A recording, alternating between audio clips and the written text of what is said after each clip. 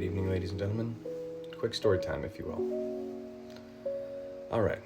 In 2015, a well-known B-list celebrity came parading down on a golden escalator, announcing to the world that he would be running for president.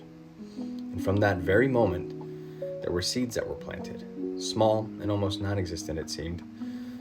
But from that moment, these seeds of hatred, anger, racism, and the superiority complex of the subpar Caucasian male were instigated within those of us with little mind of our own, and who have either been bred or taught with these awful values from birth, or were even highly susceptible to the fear-mongering propaganda that led people such as Adolf Hitler, Joseph Stalin, and Benito Mussolini into position of power.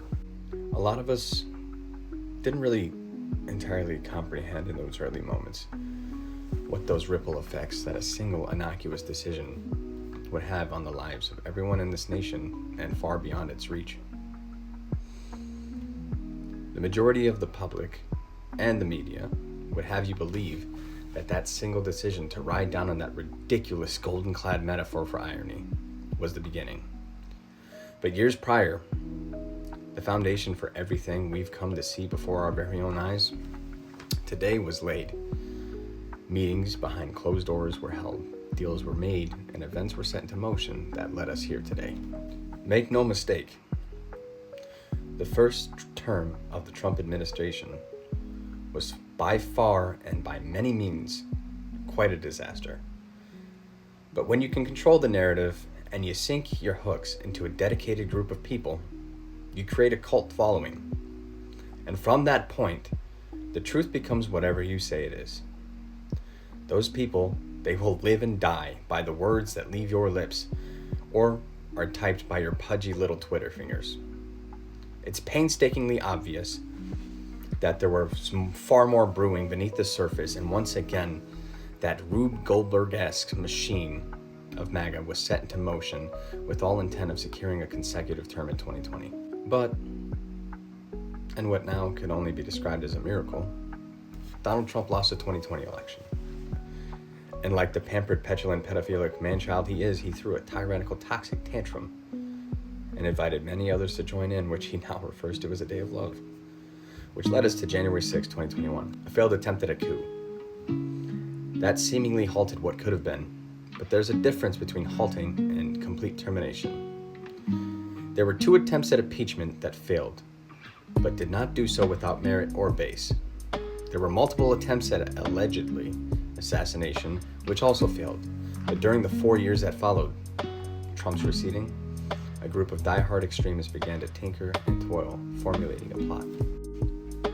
And of course, after a certain time, their little project was complete, and it was presented to their leader, deemed from that moment as Project 2025, which within the pages of this deliberate, distasteful document housed the precise methods and actions that would be taken and given if Donald Trump was reelected into office. And here we are.